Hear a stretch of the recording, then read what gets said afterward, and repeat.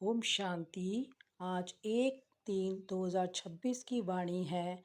Revised course है 9 मार्च 2009। तो आज का टाइटल है परमात्म संग के रंग की और कंबाइंड स्वरूप की यथार्थ होली मनाओ। आज होलीएस्ट बाप अपने होली बच्चों से होली मनाने आए हैं। होलीएस्ट है यानी सबसे डिवाइन, और होली बच्चों से होली मनाने आए हैं।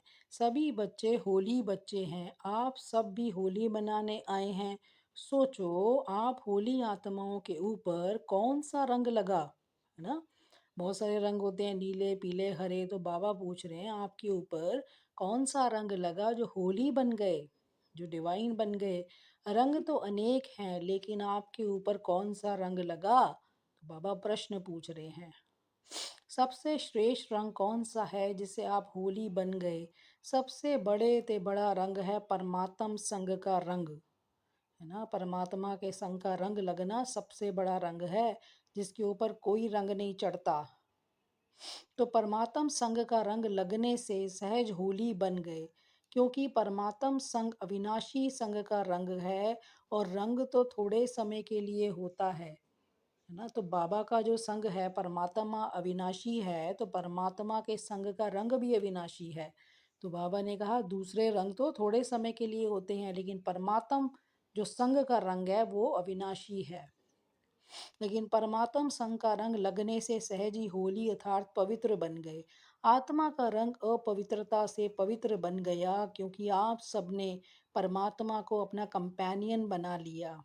हाँ, तो बुद्धि से संग कर लिया, बुद्धि का कंपेनियन बना लिया, कंपनी बना लिया, इसलिए कंबाइंड हो गए। तो ये कंबाइंड स्वरूप प्यारा लगता है ना। ये कंबाइंड रूप कभी भी अलग नहीं हो सकता, क्योंकि कंबाइंड है आत्मा परमात्मा के साथ, कंबाइंड है परम धाम में ना। अभी भी स्मृति रख सकते हैं ना, चलते फिरते भी। तो बाबा कह रहे हैं जब कंबाइंड रूप को तो कोई अलग कर नहीं सकता। अनुभव है ना, सदा कंबाइंड रहते हो ना। तो बाबा पूछ रहे हैं सदा कंबाइंड रहते हो, अकेले नहीं। माया अकेले करने की कोशिश करती है। तो माया का सबसे बड़ा क्या हथियार है कि माया पहले बाप से अलग करेगी। लेकिन जो सदा कंबाइंड रहने वाले हैं वे कभी भी अलग हो नहीं सकते। लेकिन जिसने उसके साथ सच्ची प्रीत बांधी हुई है, जो सदा कंबाइंड रहने वाले हैं, वो कभी भी अलग नहीं हो सकते। क्योंकि माया अलग करके क्या करती है, पहले माया अलग करती है बाबा से, बुद्धि से बाबा को भुलाती है। फिर पुराने संस्कारों को इमर्ज करती है। देखो माया की चाल, जो पुराने हैं ना, इतने जो देह भान के जितने भी संस्कार हैं उनको इमर्ज करती है। और पुराने संस्कार इमर्ज हो जाते हैं, क्योंकि वो तो रावण की नगरी के सारे हैं, और रावण की नगरी तो है अभी। तो पुराने संस्कार इमर्ज हो जाते हैं, तो तो शुद्ध संस्कार मर्ज हो जाते हैं। जो बाबा वाले शुद्ध संस्कार हैं वो मर्ज हो जाते हैं। पुराने संस्कार कौन से हैं, बाबा बता रहे हैं पुराने संस्कार हैं अलबेलापन और आलस्य। ये भिन्न भिन्न रूप में इमर्ज होने से कंबाइंड रूप अलग हो जाता है। तो जैसे ही अलबेलापन आता है, आलस्य आता है, तो कंबाइंड रूप जो है ना, आत्मा और परमात्मा सदा कंबाइंड है, वो अलग हो जाता है। तो हर एक अपने को चेक करो कि सदा कंबाइंड रहते हैं, वह कभी अकेले भी हो जाते हैं। तो बाबा ने चेकिंग पॉइंट दिया कि चेक करो कि हमेशा कंबाइंड हो या फिर माया के जाल में फंस जाते हो। तो माया के अनेक स्वरूपों को तो जान गए हो ना, वह चतुराई से अपना रंग लगा देती है। तो माया तो बड़ी शातिर है, वो चतुर भोले भोले बच्चों को चतुराई से अपना रंग लगा देती है। अलग होना अर्थात माया के रंग में रंगना। तो जैसे ही बाबा बुद्धि से गया, तो माया का रंग लग गया। तो माया क्या करती है, जब हम बाबा से अटैच होते हैं या हम बाबा से जुड़ने की कोशिश करते हैं, तो क्या होता है कि माया क्या करती है, माया हमें अलग करती है बाबा से। तो हमें इधर आकर्षण देती है कोई ना कोई, है ना, दुनियावी आकर्षण देती है, जिससे हम बाबा से अलग हो जाते हैं, तो माया के रंग में रंग जाते हैं। ये अलबेलापन आलस्य बहुत भिन्न भिन्न रूप से आता है, और बच्चे भी उसको पहचान नहीं पाते हैं ना। इतने उसने पर्दे डाले हुए हैं आंखों पे कि हम पहचान भी नहीं पाते हैं, क्योंकि माया अपने तरफ आकर्षित कर देती है। ये अलबेलापन और आलस्य जो रावण का खजाना है, ये बाप का खजाना नहीं है। अलबेलापन मतलब पोस्टपोनिंग, कल कर लेंगे, चलो हो जाएगा, क्या फ़र्क पड़ता है, अभी तो बड़ा समय पड़ा है। और आलस्य तो पता ही है ना? अभी नहीं करना, चलो अभी मन नहीं कर रहा, सुबह उठने का मन नहीं कर रहा, यहाँ जाने का मन नहीं कर रहा। तो ये बाबा कह रहे हैं अलबेलापन और आलस्य जो है वो रावण का खजाना है। ये भाव का खजाना नहीं है। रावण के खजाने को बच्चे भी बड़े नशे से कहते हैं कि मैं चाहता नहीं हूँ, चाहती नहीं हूँ, लेकिन मेरा संस्कार है। तो कहते हैं रावण के खजाने को क्या कहते हैं, ये मेरा संस्कार है, मेरा बना लेते हैं ना उसको, उसमें भी नशे से कहते हैं संस्कार मेरा कहने लगते हैं। क्या ये परमात्म खजाने हैं? परमात्म खजाना है क्या ये जो संस्कार है अलबेलापन आलस्य, या रावण का खजाना है? उसको मेरा संस्कार कहना सोचो राइट है? तो बाबा कह रहे हैं उसको आप कह देते हो मेरा संस्कार, तो ये तो राइट नहीं है। जिसको हम मेरा कहेंगे तो वो तो मेरे साथ बैठ ही जाएगा ना, वो मेरा अपना बन के ही बैठ जाएगा। तो इसलिए बाबा कहते हैं उसको मेरा संस्कार कहना सोचो राइट है, मेरा बना देना ये माया की चतुराई है। ये माया का टैक्टिक है कि वो तुम्हें ऐसा बताती है कि ये तुम्हारा ही है। बाप का खजाना प्यारा है या ये रावण का खजाना प्यारा है? कॉमन रीति से बच्चे अपने को छुड़ाने के लिए कह देते हैं मेरा संस्कार है ना? ऐसी बस बात को टालने के लिए बोल देते हैं कि मेरा संस्कार है, चाहती नहीं हूँ, मतलब खुद को तो बचा लेते हैं और कहते हैं कि माया ही सब कर रही है। लेकिन सबसे बड़ी गलती तो ये करी ना कि उसको मेरा कह दिया। तो सोचो क्या ये मेरा है? बाप कहते हैं कि रावण के खजाने को अपना बनाने से धीरे धीरे जो शुभ संस्कार है वह समाप्त होते जाते हैं। तो जितना जितना रावण के खजाने को अपना बनाएंगे, उसको मेरा मेरा करेंगे, तो जो अच्छे संस्कार हैं जो बाबा भर रहा है वो धीरे धीरे मर्ज होते जाएंगे, है ना? और रावण वाले इमर्ज होते जाएंगे। जिसके साथ मेरापन लगाएंगे वो बढ़ता जाएगा, जिसके साथ मेरापन नहीं लगाएंगे वो घटता जाएगा। तो परमात्म संघ का रंग ढीला होता जाता है और माया का रंग इमर्ज हो जाता है। तो चलते चलते अपने को ही चेक करना है। तो करना क्या है फिर? अपने को चेक करना है कि कौन सा रंग चढ़ा हुआ है। तो ये चेक करना है रावण का रंग या बाबा का रंग। लोग भी होली में क्या करते हैं, पहले बुराइयों को जलाते हैं, फिर रंग लगाते हैं। होलिका मनाते हैं ना, होलिका में पहले जलाई जाती है होलिका, फिर रंग लगाते हैं, फिर मनाते हैं। तो आपके ऊपर बाप दादा ने संग का रंग तो लगाया, बाप दादा मिल गया तो बाप दादा ने कहा मैं तुम्हारे संग आ गया हूँ, तो संग का रंग तो लगा दिया तुम्हें। लेकिन साथ में ज्ञान का रंग, शक्तियों का रंग, गुणों का रंग वह लगाता रहता है। अपना संग तो दे दिया, उसके साथ रोज क्या करता है, मुरली में ज्ञान का रंग लगाता है, शक्ति भरता है। जब हम योग करते हैं गुण हमें सिखाता है, गुणों का रंग लगाता है ना? तो ये सब बाबा करता है। तो सभी के ऊपर ये रूहानी रंग चढ़ा हुआ है ना? तो पूछ रहे हैं बाबा, सभी के ऊपर ये रंग चढ़ा हुआ है, चढ़ा है, हाथ उठाओ। रूहानी संग चढ़ गया, उतरने वाला तो नहीं है ना? तो बाबा कह रहे हैं रूहानी संग तो चढ़ गया, लेकिन चेक करो उतरेगा तो नहीं। जिसके ऊपर रूहानी रंग चढ़ गया, अविनाशी रंग चढ़ गया, उसके ऊपर और कोई रंग लग नहीं सकता। अगर रूह का नशा हो गया और अविनाशी रंग चढ़ गया परमात्मा का, तो बाबा कह रहे हैं उसके ऊपर कोई रंग नहीं लग सकता। इस रंग से कितने होली बन गए हो, परमात्म संग के रंग से हम कितने होली, प्योरेस्ट, पवित्र बन जाते हैं। जो सारे कल्प में आप कैसे देखो कितने पवित्र बन जाते हैं, जो सारे कल्प में आप जैसा होली, पवित्र और कोई बन नहीं सकता। इतना भगवान हमें पवित्र और प्योर बना देता है अपने संग से कि पूरे कल्प में हमारे जैसा होलीएस्ट, प्योरेस्ट कोई नहीं बनता। आपकी पवित्रता, प्रभु के संग का रंग, परमात्म कंबाइंड रहने का अनुभव सबसे न्यारा और प्यारा है। सबसे डिफरेंट भी है और सबसे स्वीटेस्ट भी है। और जो भी होली पवित्र बनते हैं तो उन्हों का शरीर पवित्र नहीं बनता, है ना? जो बाकी भी यहाँ पे पवित्र बनते हैं, जैसे जो ब्रह्मचर्य का व्रत व्रत रखते हैं, जैसे धर्म स्थापक होते हैं या फिर जो साधु संत होते हैं, तो बाबा ने कहा उनका शरीर तो पवित्र नहीं बनता क्योंकि वो विकारों से पैदा होते हैं। आत्मा पवित्र बनती है, लेकिन आप ऐसे होली पवित्र बनते हो जो आपका शरीर और आत्मा दोनों पवित्र रहते हैं, है ना? क्योंकि आत्मा भी प्योर हो जाती है, और जब हम देवताई शरीर में आते हैं तो वो शरीर भी प्योर होता है, क्योंकि वहाँ पे निर्विकारी हैं। और पवित्रता को सुख, शांति, प्रेम, आनंद की जननी कहा जाता है। तो जितने भी हमारे सातों गुण हैं ना, उनका जो बेस है, उनका जो फाउंडेशन है, वो पवित्रता है। तो बाबा ने कहा कि पवित्रता होगी तो सुख फील होगा, शांति फील होगी, प्रेम आएगा, आनंद फील होगा।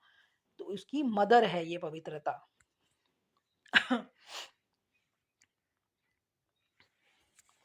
तो जहाँ पवित्रता है वहाँ सुख शांति साथ में है ही, है ना? तो ये तो उसके साथ जैसे कहते हैं ना, जुड़ी हुई है, कॉम्प्लीमेंट्री है। जहाँ पवित्रता है उसके साथ सुख शांति तो है ही, क्योंकि जहाँ जननी होती है वहाँ बच्चे होते हैं, जहाँ माँ होगी वहाँ बच्चे होंगे ना। क्योंकि बाप आ करके आपको ऐसा होली बनाता है जो आपके जड़ चित्र कितने विधि पूर्वक पूजे जाते हैं, इतना पवित्र बनाता है कि फिर हमारे जड़ चित्रों की बड़ी पूजा होती है। कलयुग के लास्ट जन्म में भी आप अपने चित्र देखते हो कि कैसे विधि पूर्वक उन्हों की पूजा होती है। ये पवित्रता की विशेषता है, और कितने भी महान आत्माएं, धर्म आत्माएं पवित्र बने हैं, लेकिन मंदिर किसी का भी नहीं बनता है ना? तो ये भी बाबा ने एक बहुत अच्छी बात बताई है कि हाँ, सारी आत्माएं, महान आत्माएं, धर्म आत्माएं भी पवित्र बने, लेकिन उनका मंदिर नहीं बन सकता। सिर्फ देवी देवता आत्माओं की, देवी देवता धर्म की जो आत्माएं हैं, उन्हीं के मंदिर बनते हैं, उन्हीं को विधिवत पूजा जाता है। ऐसे विधि पूर्वक पूजा किसी की भी नहीं होती है, और लास्ट जन्म तक, देखो अंतिम जन्म तक भी आपके चित्र भी दुआएं देते रहते हैं, है ना? क्योंकि आपके मंदिरों में जाके क्या करते हैं जो भक्त लोग हैं, वो आपसे मांगते हैं, पुत्र दे दो, पैसा दे दो, घर दे दो, जी ये मांगते हैं, तो कौन पूरी करता है ना? तो हमारे चित्र ही उनको दुआएं देते हैं, थोड़े समय का सुख शांति अनुभव कराते हैं ना, उनको खुशी तो मिल जाती है ना, लेकिन करते तो बाबा ही हैं, सब बाबा ही करण करावनहार है, बाबा ही उनकी सब इच्छाएं पूरी करते हैं। तो आपकी होली और दुनिया वालों की होली कितना फर्क है ना? बहुत फर्क है। ये तो प्योरेस्ट होली है, और वो क्या है, वो तो विनाशी रंग है। भले मनोरंजन के लिए आप भी थोड़ा बहुत मनाते हो, है ना, लेकिन सच्ची होली परमात्म संग के रंग की और कंबाइंड स्वरूप की यथार्थ होली आप मनाते हो। लेकिन वो तो मनाते हैं, और आप भी थोड़ा मनोरंजन के लिए मनाते हो, लेकिन आपकी होली कौन-सी है? सच्ची होली है, जिसमें परमात्म संग के रंग का और कंबाइंड स्वरूप की यथार्थ होली है। होली को लोग भी होली को लोग भी भिन्न-भिन्न रूप से मनाते हैं। वैसे आप जानते हो कि होली शब्द का भी रहस्य है, जो आप ही जानते हो, आप ही मनाते हो। होली का अर्थ है होली। होली, इसके 3 अर्थ हैं होली के। तो होली बीत चुका, पास्ट इज़ पास्ट। एक है होली, मैं परमात्मा तेरी होली, और होली तीसरा होली है पवित्र, है ना? तो बाबा ने कहा होली का अर्थ क्या है? होली, बीत चुका सो बीत चुका। तो आप सबने पुराना जीवन, पुरानी बातें, पुराने संस्कार, पुराने व्यर्थ संकल्प को होली कर दी ना, पास्ट कर दिया ना, बीती सो बीती करना अर्थात होली। तो ऐसे किया है कि अभी भी कभी गलती से पुराने संस्कार आ जाते हैं, है ना? तो बाबा कह रहे हैं चेक करो, जब हमारा जन्म ही नया है, आप सभी मरजीवा बने हो ना, पुरानी दुनिया से मर गए हो। तो बाबा कहते हैं तुम तो मरजीवा बने हो ना, मरजीवा बने हो, हाथ उठाओ। अच्छा, नया जन्म हो गया तो पुराना जन्म कैसे याद आता? अब कोई वैसे भी स्थूल में भी कोई नए जन्म में आता है तो पुराने जन्म को तो भूल ही जाता है ना। तो ऐसे ही बाबा कह रहे हैं इस पुराने जन्म को भी भूल जाओ। पुराना पुराना हो गया, अगर बीती बातें या संकल्प संस्कार इमर्ज होता है तो क्या कहेंगे? होली मनाई? तो मतलब बाबा कह रहे हैं रियल मीनिंग में होली मनाओ। तो रियल मीनिंग में होली तो नहीं मनाई ना, होली किया नहीं, होली किया नहीं मतलब पास्ट इज पास्ट तो किया नहीं, परमात्म संग का रंग अच्छी रीत तरह से लगा लगा नहीं, इसका मतलब तभी तो पुराने संस्कार अभी भी आ जाते हैं, क्योंकि परमात्म संग का रंग अच्छी रीति नहीं लगा। परमात्म संग का रंग लगना अर्थात पुराना जन्म भूल जाना। ओके, बाबा देखो कैसे कह रहे हैं, अगर पूरा परमात्मा का संग लगा होता ना तो आप पुराना जन्म तो भूल ही जाते। पुरानी बातें भूल जाना, क्योंकि मर्जीवा हो गए ना। जैसे शरीर से एक जन्म छोड़कर दूसरा लेते हो, तो क्या पुराना जन्म याद रहता है? हम्म? बाबा कह रहे हैं जैसे शरीर से एक जन्म छोड़कर दूसरा जन्म लेते हो तो क्या पुराना जन्म याद रहता है, जैसे अभी बात हमने करी। तो आप सभी अभी ब्राह्मण जन्म धारण करने वाले हो, तो पिछले जन्म के संस्कार जिसको गलती से कहते हो मेरे संस्कार हैं, क्या आपके हैं? है ना? ब्राह्मण जीवन के ये संस्कार हैं, कभी अलबेलापन, कभी रॉयल आलस्य। आलस्य के बहुत भिन्न भिन्न रूप हैं, कभी इस पर क्लास करना, कभी इस पर क्लास करना। तो बाबा कह रहे हैं इस पे अपने नोट्स बनाओ। आलस्य कितने प्रकार के हैं और कितने रॉयल रूप से आते हैं। तो ब्राह्मण जीवन अर्थात नया जीवन, इसमें पुराना कुछ हो नहीं सकता। तो आज होली मनाने आए हो ना, तो होली अर्थात होली, तो आज होली मनाना अर्थात पुराने संस्कार की होली जलाना। जलाने के बाद ही मनाना होता है ना, पहले तो पुराने जलाएंगे तभी तो नया मनाएंगे। तो अभी आपके मनाने का स्वरूप है, जला दिया अभी मनाना है। प्रभु के संग के रंग का मजा लेने वाले हो, कंबाइंड रहने का अनुभव करने वाले हो। क्यों? होलीएस्ट बाप ने आपके ऊपर होली बनने का, पवित्र बनने का रंग लगाया है। तो आज कौन सी होली मना रहे हो? आज से विशेष कोई भी पुराने संस्कार को आने नहीं देना, ये होली मनानी है। तो बाबा ये वादा चाहते हैं कि पुराने संस्कार, रावण के संस्कार को आने नहीं देना, ये होली मनानी है। मना सकते हो या कभी कभी आ जाएंगे। ये रॉयल शब्द कि मैं करने नहीं चाहती थी, चाहता था लेकिन मेरे संस्कार हैं, ये रॉयल तरीका है बोलने का। गलती तो मेरी ही थी लेकिन हमने किसी के ऊपर डाल के गोली चला दी। तो आप कह रहे हैं ना, मैं करना नहीं चाहती थी पर हो गया, मेरा संस्कार है। ये शब्द आज दृढ़ संकल्प की विधि से समाप्त कर लो। ऐसी होली या सदा के लिए मनाने की हिम्मत रखते हो कि कभी कभी मनाएंगे। जो समझते हैं कि आज से पुराने संस्कार की होली, होली बीती सो बीती, जन्म नया है वह पुराना जन्म खत्म। हम्म? तो जो भी समझते हैं ना कि आज से हम पुरानी संस्कार की होली, होली बीती सो बीती करते हैं, हमारा जन्म नया है वह पुराना जन्म खत्म। तो ऐसी हिम्मत रखने वाले आप बाप के मीठे मीठे लाडले सिकी लदे बच्चे हो ना। है ना? तो बाबा देखो पैम्पर कर रहा है कि ऐसे आप हिम्मत रखने वाले बाप के बच्चे हो ना, लाडले। तो ये संकल्प नहीं, दृढ़ संकल्प करने की हिम्मत है। हाथ उठाओ। देखो सभी ने हिम्मत रखी है, चलो थोड़े रह भी गए लेकिन आप सब तो साथी हो ना, पक्के साथी। दो हाथ उठाओ, दोनों हाथ उठाओ। ये फोटो निकालो सबका, अच्छा डबल विदेशी भी उठा रहे हैं। तो बाप दादा आपको पदम पदम गुना मुबारक दे रहे हैं होली की, होली मनाने की। अभी गलती से भी अपने मुख से ये शब्द नहीं निकालना, मेरा संस्कार, रावण के संस्कार को मेरा कहते हो। कमाल है। देखो बाबा कैसे कह रहे हैं कि मेरा संस्कार कहाँ से आया, मेरे संस्कार तो वो हैं जो बाप के संस्कार हैं। तो बाबा ने कहा रावण के संस्कार को मेरा कहते हो, कमाल है। रावण को दुश्मन कहा जाता है, दुश्मन का खजाना अपना बनाना, ये तो बड़े आश्चर्य की बात है ना। आपको भी आश्चर्य लग रहा है ना कि क्या कहते हैं हम। गलती से कह देते हो, कह देते हैं फिर अंदर में दिल खाती भी है, महसूस भी करते हैं, बाप से बातें भी करते, माफी भी लेते हैं। बाबा कल से नहीं करूंगी, करूंगा, फिर भी कर देते हैं। क्योंकि जब तक मेरा मेरा करते रहेंगे ना, वो जाएगी नहीं माया। अभी बाप दादा क्या करे, अब आपसे गलती हो रही है तो बाप दादा क्या करे, देखता रहे। अभी इस शब्द की होली जला लो। देखो जलाने में भी ना, जलाने में भी कहीं बहुत अच्छी बात बताते हैं, कहीं कहो ना कि जलाने में भी बाबा कह रहे हैं कोई बहुत अच्छी बात बताते हैं। कोकी का धागा बांध कर पकाते हैं। तो जब कोकी पक जाती है और निकालते हैं तो कोकी पक जाती है लेकिन धागा नहीं जलता है।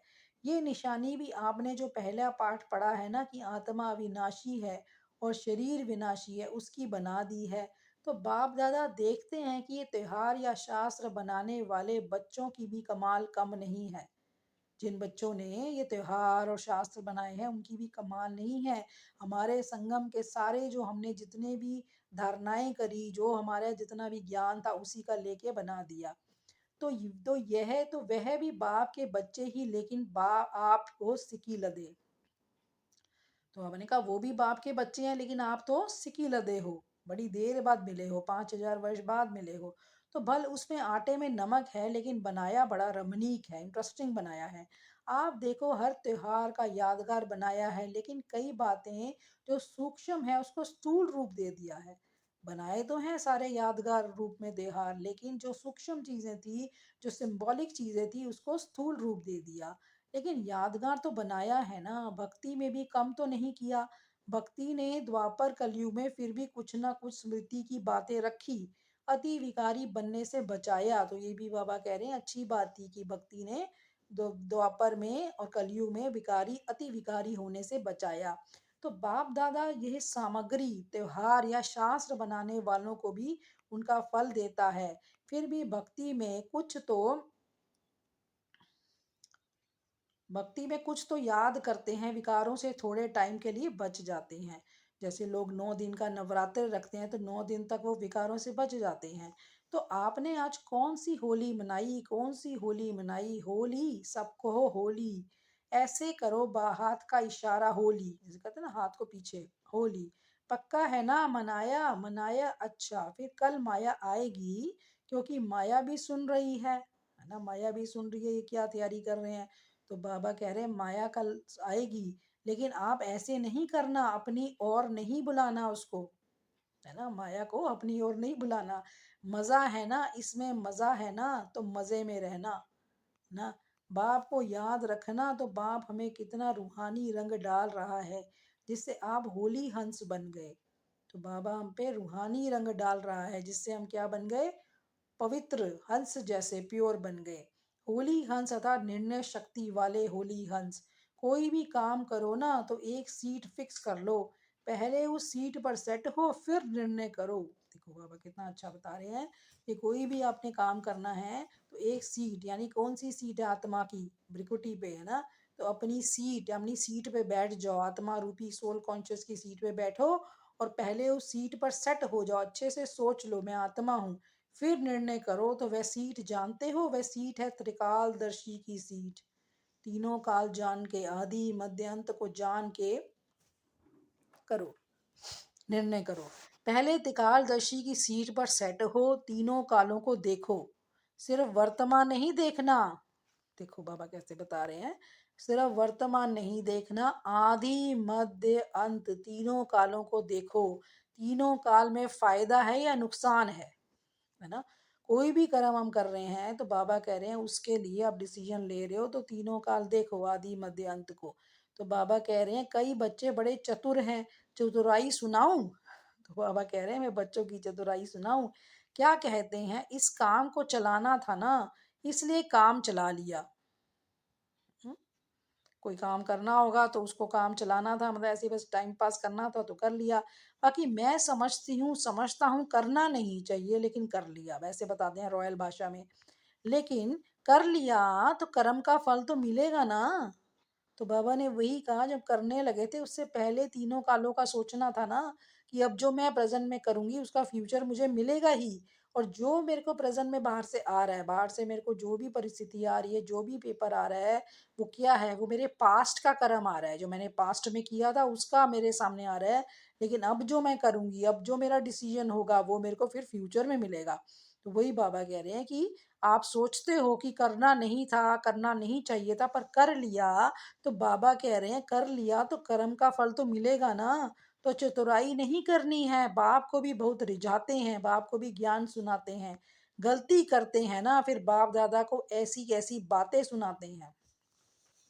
बाबा आप तो रहम दिल हो ना, आप तो क्षमा के सागर हो ना, बाप को भी याद कराते हैं कि तो आप कौन हो। देखो, जैसे बाबा को तो पता ही नहीं है बाबा कौन है, तो हम बाबा को भी याद कराते हैं, बाबा आप तो रहम दिल हो ना, आप तो क्षमा के सागर हो ना, तो आप हमें क्षमा करो। आपने कहा है ना मेरे को सुना के खत्म कर दो, कहते हैं ना बाबा की हमें मुझे सच सुनाओ, तो बाबा की बात ही बाबा पे मारते हैं हम। तो लेकिन महसूसता से सुना के खत्म कर लो, फीलिंग भी आएगी सच में मैंने गलती की। हम तो ऐसे रिवाजी तौर पे ही सुना देते हैं, एक अक्षर पक्का करते हो, सुना तो देते हो, वही सुना तो देते हो, लेकिन पहले दृढ़ संकल्प से स्व को परिवर्तन करके फिर सुनाओ ना, कि अब मैं नहीं करूंगा, तब सुनाओ। रिझाते बहुत हो, आपने कहा है ना, बाप को भी याद दिलाते हैं, आपने कहा है ना, आपने ये कहा है ना, बड़ी चतुराई करते हैं, अभी चतुराई नहीं करना, हिम्मत रखना, करना ही है, गेगे नहीं करना। तो बाप दादा सारे दिन में गेके के गीत बहुत सुनते हैं, करेंगे, दिखाएंगे, बनेंगे, लेकिन स्पीड क्या, करेंगे, दिखाएंगे, बनेंगे तो सही, लेकिन आपकी स्पीड उतनी है?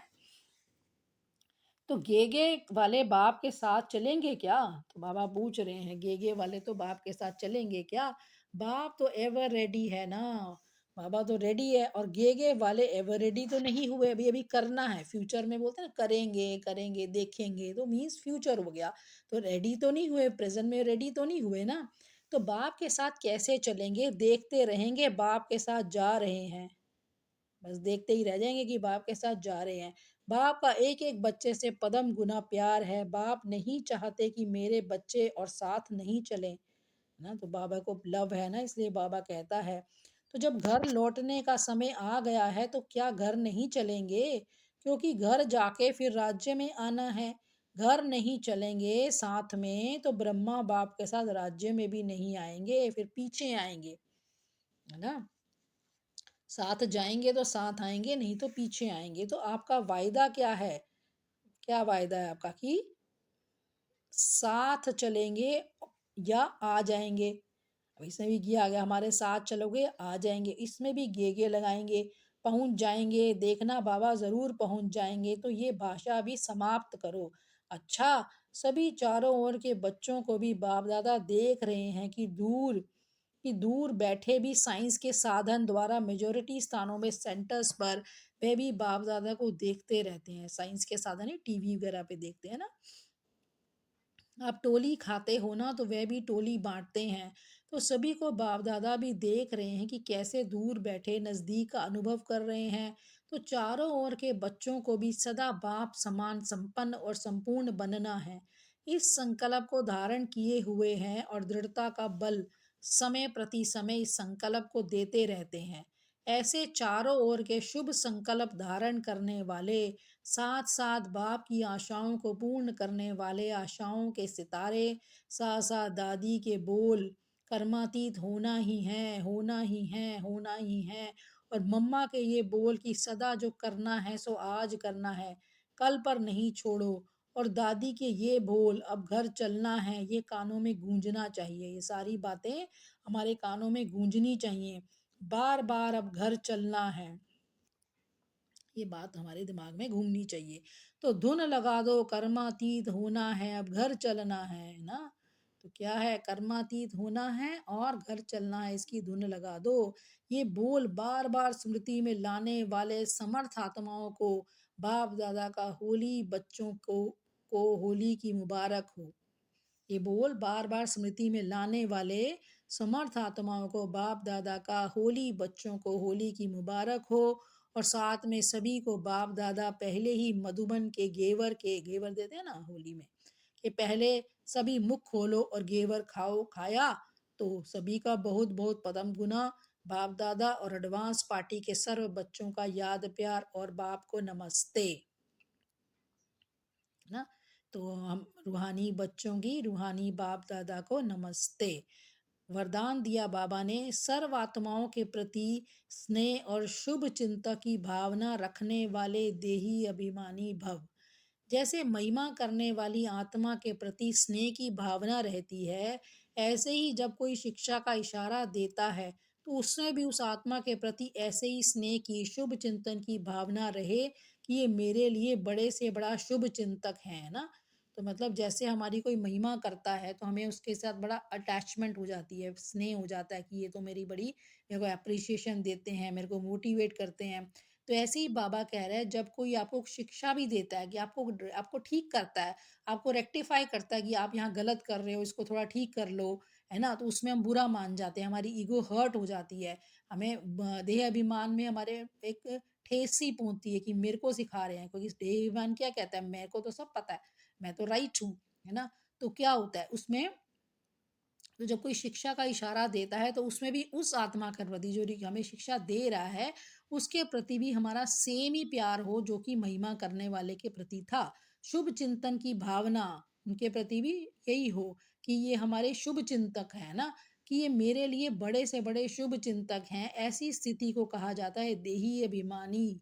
तो देही अभिमानी में ही ये हो सकता है, देह अभिमान में नहीं हो सकता।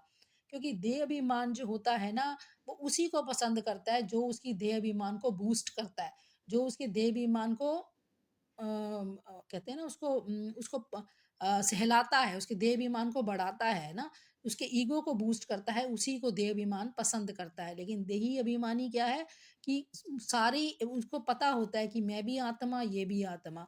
तो उसके जो संस्कार हैं वो तो उसमें क्या होता है हम इक्वालिटी होती है, हम समभाव रखते हैं।